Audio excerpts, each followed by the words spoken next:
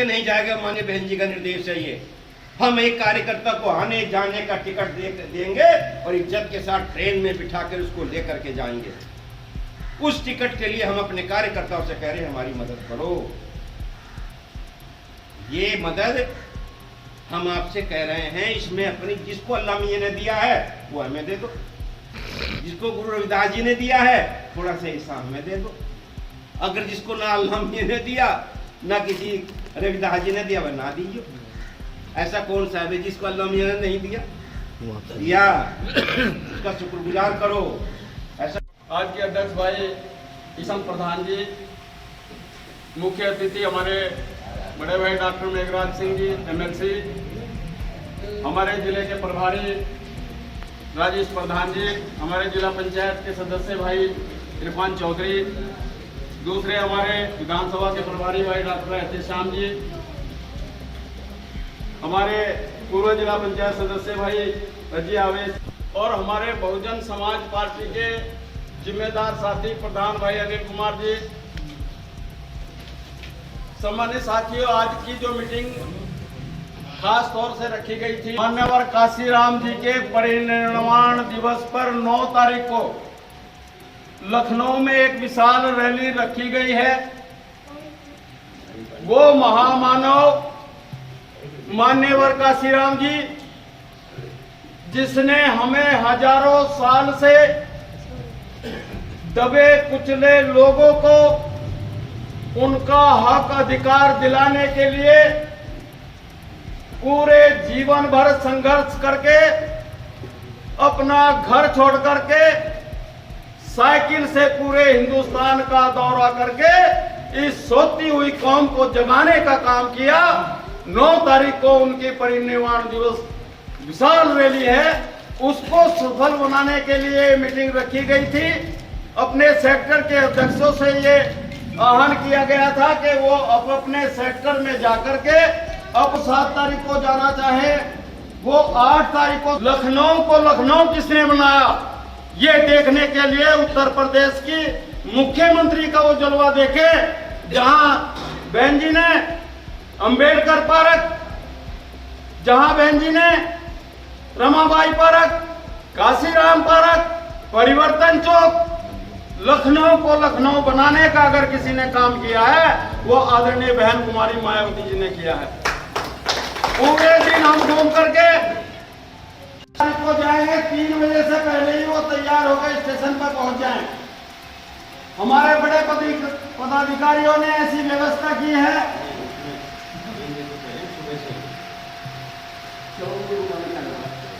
हमारे उच्च पदाधिकारियों ने ऐसी व्यवस्था की है कि पंजाब से जो भी गाड़ियां लखनऊ के लिए जाएंगी, जो साथी सुबह से जाने का प्रयास करे, जो गाड़ी आएगी उनको। और हमारे डॉक्टर एहतेशाम जी, इरफान मलिक जी, जिला पंचायत सदस्य, पूर्व प्रमुख म्यूनसिपालिटी और जितने सेक्टर अध्यक्ष और जो प्रभारी आए और आए सभी को जय हिंद। और हमारे साथी हमारे विधानसभा के ललित भाई भी आए, विधानसभा सचिव हैं। तो साथियों, जो मीटिंग है, मीटिंग में मुख्य आदमी आते हैं, जैसे मुख्य रैली के लिए प्रोग्राम ऐसे के लिए जितने आप बैठे स्थिति है। अगर हम अपने समाज का भला चाहते हैं या बैकवर्ड समाज भी अपना भला चाहता है, मुस्लिम समाज भी अपना भला चाहता है, तो इस रैली को ज़्यादा से ज़्यादा सफल बनाएं। इस रैली से 9 अक्टूबर से ही एक मैसेज चला जाएगा कि भाई बहुजन समाज पार्टी की सरकार आ रही है, ऐसा कोई रोकने वाला नहीं है। लेकिन वो हमारे और सबके आपके सहयोग से लगागा रहे। कुछ लोग कहते हैं यार ये तो बहुजन समाज पार्टी के लोग चंदा ही मांगते हैं। बहन जी, बहुजन समाज पार्टी आपकी जो 50 रुपये की रसीद है उसी से चल रही। बहन जी पर कोई आरोप नहीं लगा सकता किसी उद्योगपति से पैसा लिया। बहन जी कोई एक आदमी आरोप नहीं लगा सकता। जो 2 रुपये आप देते हैं उसी से रैली भी होती है, उसी से प्रोग्राम होते हैं। कई प्रदेशों के जो प्रदेश कार्यालय चल रहे हैं उसी से रख रखाव और उसी से सब कार्य चलता है। और डॉक्टर साहब के कार्यकाल में जब ये यहाँ के मेन काम इनका था, जो जिला अध्यक्ष हमारी मायावती जी सफीरपुर में आई थी, तो लोगों के हालात जानने के बाद जब सदन के अंदर राज्यसभा में अपनी आवाज़ उठाने लगी माननीय बहन जी को बोलने का मौका नहीं दिया। माननीय बहन जी ने कहा मेरा टाइम बढ़ाओ, मैं बहुत गंभीर मसले पर आज अपनी बात रखना चाहती हूँ। मेरे लोगों पर अत्याचार हुआ है, मेरी बहन बेटियों पर शब्दीलपुर में अत्याचार हुआ है, मैं अपने विचार रखना चाहती हूँ। लेकिन उस समय सभापति महोदय ने बोलने का मौका नहीं दिया।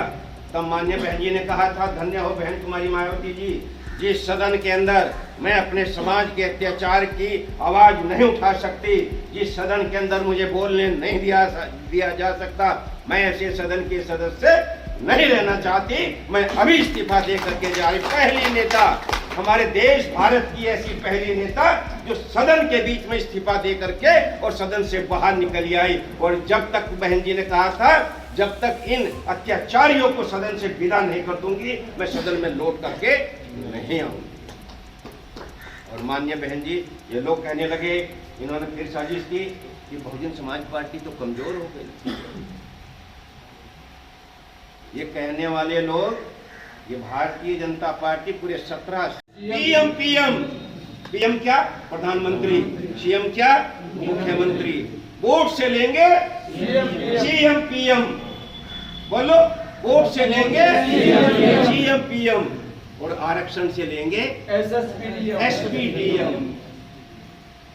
वोट से लेंगे सीएम पीएम, आरक्षण से लेंगे एसपीडीएम। रोक लो, कौन रोक सके हमें? आज की हमारे साथ बेईमान न करके दिखा दो, कोर्ट में जाकर सारी भर्ती रुकवा देंगे। भाई पहले हमारा कोटा पूरा कर, फिर बाद की बात कर। ये किसका कमाल है? ये बाबा साहब अम्बेडकर जी का कमाल है। ये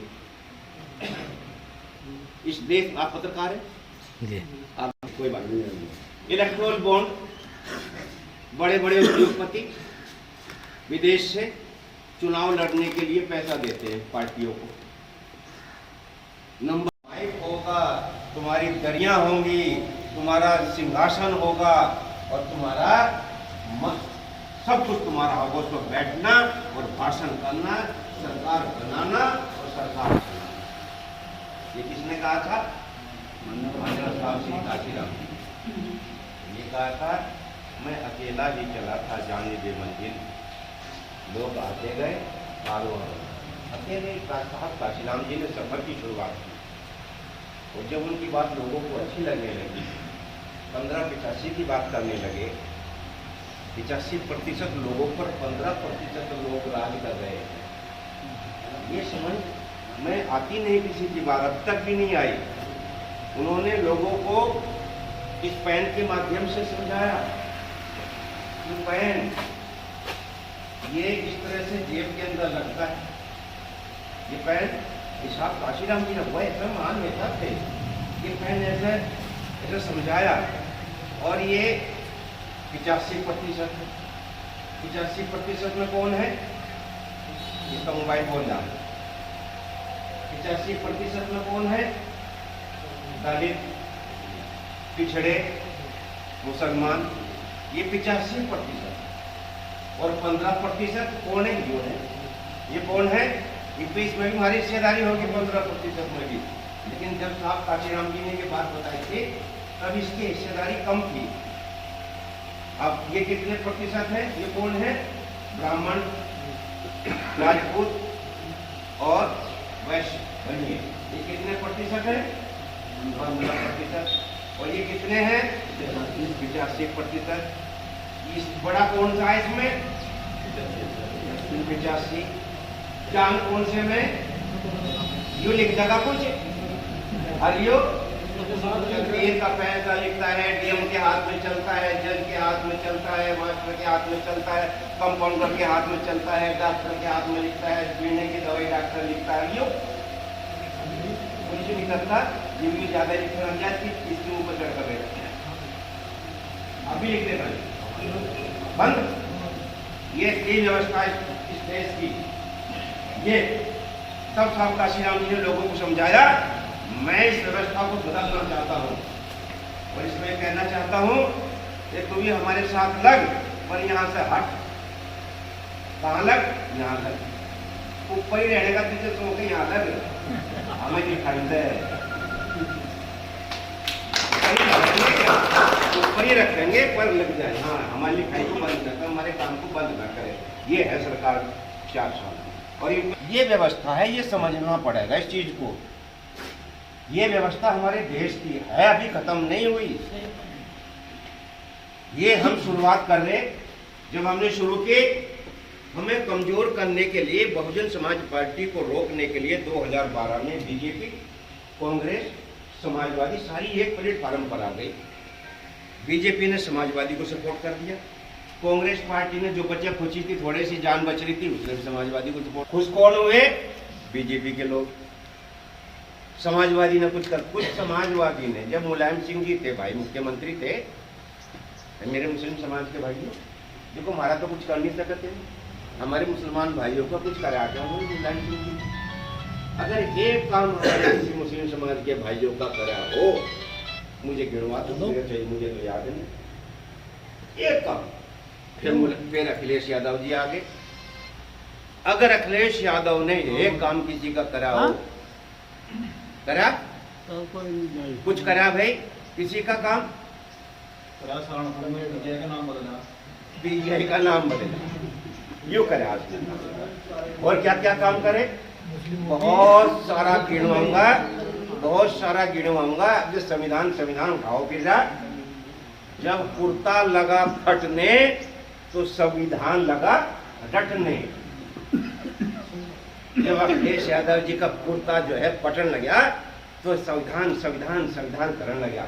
कांग्रेस पार्टी जिसने अपने जीते जी परम पूज्य बाबा साहब अम्बेडकर जी को कभी चैन से जीने नहीं दिया, खून के आंसू रुलाए, दर्द दिया, तकलीफ दी। और जब कांग्रेस पार्टी का राज था, मान्यवर साहब श्री काशीराम जी ने, ये बहनें हमारी बैठी हैं, इनकी हक की बात की, हिंदू कोड बिल सदन के अंदर पेश किया, महिलाओं को अधिकार दिया, महिलाओं को ताकत दी, सरकारी नौकरियों में महिलाओं के अधिकार होने चाहिए, बाप की संपत्ति में महिलाओं का अधिकार होना चाहिए, इनको जीने का अधिकार होना चाहिए। जब इतना अधिकार इनको देने के बाद के तो किसने विरोध किया? कांग्रेस ने। कांग्रेस का कौन था प्रधानमंत्री? जवाहरलाल नेहरू, उसने विरोध किया। और जिसके जवाब में क्या हुआ? बाबा साहब अंबेडकर जी ने, प्रधान जी क्या दिया था? ए प्रधान जी क्या दिया था? प्रधान जी बस पाई है अभी तक, अब बाद में मैं बस पा जाऊंगा। वीसा उसका हिसाब किताब जोड़ रहे, कितने में आओगी, कितने में जा रही है। मैं कह रहा प्रधान जी यहीं रहो। तो उसमें बाबा साहब अम्बेडकर जी ने महिलाओं के सम्मान में पंकज इस्तीफा दिया था मंत्री पद से। अगर मैं अपनी बहन बेटियों की सुरक्षा नहीं कर सकता, मेरा बना हुआ कानून ये जवाहरलाल नेहरू लागू नहीं कर सकता, मैं ऐसा सेंटर का मिनिस्टर बनना नहीं चाहता। इस्तीफा दे दिया था। जैसे आदरणीय बहन कुमारी मायावती जी सब्बीरपुर में आई थी, सब्बीरपुर में हमारी बहन बेटियों को कत्ल कर दिया गया था। और जब बहन जी वहाँ एक आज के प्रोग्राम के हमारे मुख्य अतिथि प्रधान जी, माने अपनी जिम्मेदारी निभानी है। ऐसा नहीं है भाई कोई एक आदमी भाई प्रोग्राम को सफल कर देगा, भाई डॉक्टर मेघराज जी की जिम्मेदारी लगी, डॉक्टर मेघराज जी अकेले कर देंगे। सभी हमारा सबका सहयोग होगा तो हमारा प्रोग्राम, नुक्कड़ विधानसभा का प्रोग्राम सबसे नंबर 1 रहना चाहिए जिले में। वैसे तो नुक्कड़ विधान जो पहले थी वही पार्टी बहुजन समाज पार्टी है। सभी बहन जी के साथ धन मन से साथ खड़े हैं। जब बहन जी ने आदेश कर दिया है प्रोग्राम के लिए,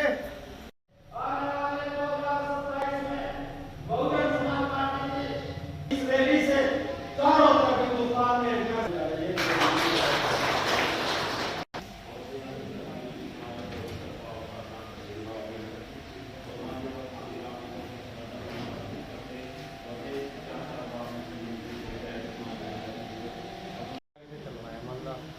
पार्टी तो जो कर रही है खाली मामला टिकट का भी कर रही है, व्यवस्था कर रही है, लेकिन अपनी भी जिम्मेदारी इस पर चल रही है। और जो पार्टी का आदेश होगा और ज़्यादा से ज़्यादा अपने गाँव में चले जाते हैं। अच्छा, आपको होर्डिंग भी लगाने हैं इधर, कितने हो हैं? 7-8 होर्डिंग 10 होर्डिंग लगाओ आप इधर, ठीक है, पर फॉर्मा ले लेना 10 होर्डिंग। और संख्या में जो 9 तारीख का कार्यक्रम है, जो निर्माण दिवस है, उसमें ज़्यादा से ज़्यादा संख्या में जाने का अपने सबसे पहले तो अपने आप ही प्रयास करो एक दूसरे को जोड़ने का। और इसके साथ साथ माननीय अध्यक्ष जी, मेरी एक व्यक्तिगत राय और भी है कि हम रैली में भी जाएंगे और दूसरी जगह पे जाएंगे, मतलब दूसरी जगह पर जो जाना चाह रहा हूं, दूसरी बात पर फोकस करना है कि हमारा वोट जो काफी दिनों से नहीं बढ़ रहा, नया वोट आपकी विधानसभा में बहुत ज्यादा बढ़ना चाह रहे जी, उस पर बिल्कुल काम नहीं हो रहा। माननीय अध्यक्ष जी, पहले रैली करो, रैली भी होगी, उसके साथ साथ उसके बाद वोट बढ़ाओगे। अभी तो वोट बढ़ाने में टाइम है, वो चल रहा है जी, चल रहा है बात। मेरा निवेदन सबको यही है कि उसमें भी बिल्कुल लापरवाही ना हो, कोई लापरवाही नहीं होने की। इसके अलावा हमें 1.25 लाख का अपनी विधानसभा में टारगेट बना के चलना होगा। प्रारूप नंबर 6 हम छपवाएंगे, वैसे तो वहीं से मिलेंगे आपको वो, लेकिन हम खुद भी बांटेंगे वोट बढ़ाने का जो सिस्टम है। उसकी फोटो स्टेट हम लोग करा लेंगे अपने आप। मेरा सभी सेक्टरों के अध्यक्षों कार्यकर्ताओं से निवेदन इस चीज का, उस पर भी सबसे ज्यादा फोकस रहेगा, क्योंकि अगर हमारे पेट में रोटी नहीं जाने की तो भूखे चलने की नहीं। उसके अलावा दूसरे पे रैली में जाने के लिए निर्भर ना रहे, अपना खर्चा जेब में जरूर डाल के चले। मेरा हाथ जोड़ के निवेदन है सभी को, क्योंकि हमने पहले भी भूखते, फिर वहां जाके दिक्कत होगी, मैं तो पैसे नहीं लेकर आता, मैं तो नहीं था जी। मेरा आप लोगों से जो भी निवेदन है, दूसरा जो भी टारगेट दिया जाएगा उसको पूरा किया जाएगा। भगवान ने मुझे जिंदगी रखी, उसमें बिल्कुल पीछे नहीं हटे जाने को। नहीं, अब तो आप बताओ कि वहाँ पर ईशम सिंह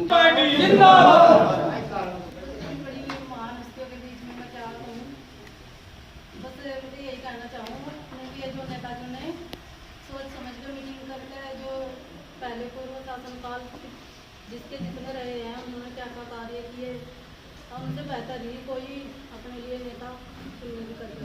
बहुत बढ़िया। रैली में चलोगी हैं? जैसे कि आज यहाँ पर तो वो उनसे 1-2 महिलाएं नहीं आई है, हमारे यहाँ पर होती मेरे तो काफ़ी महिलाएं भी और पुरुष भी होते हैं। ये यहाँ की जो जिम्मेदार आदमी है उन्हें भी खड़े रहना चाहिए कि भाई काफ़ी से काफ़ी आनी चाहिए यहाँ पे। बहुत अच्छी तो वो क्या नाम है, हम यहाँ से आए, मेरे पास में मेरे साथ में आना पड़ी थी, उनके प्रति हम तैयार हो गए, मैं फिर भी थोड़ा टाइम निकाल कर वहाँ से आई हूँ। इसीलिए मैं यही कहूँगी कि अपने गाँव की औरतों को जागरूक करो कि ये नहीं है कि पूरी चीज सब कर सकता है, महिलाएं भी आप संगठन में लाकर चल रहे हैं, इसलिए महिलाओं को भी ये समझना चाहिए कि हमारी बहन मारती थी, उसको पूरा सपोर्ट करना चाहिए। शाबाश, बहुत बढ़िया, बहुत बढ़िया। छोटी गाड़ी एक कार, और बाकी लोग कितने जाएंगे? हाँ बिल्कुल, बात करना गांव से। एक कार में से 4 आदमी जाएंगे, ड्राइवर समेत 5, ठीक है। तो लेकिन इतने पता नहीं काम चलने का, आपको लिस्ट बनाकर देनी होगी वहाँ से, सेक्टर के अध्यक्ष से बात करके।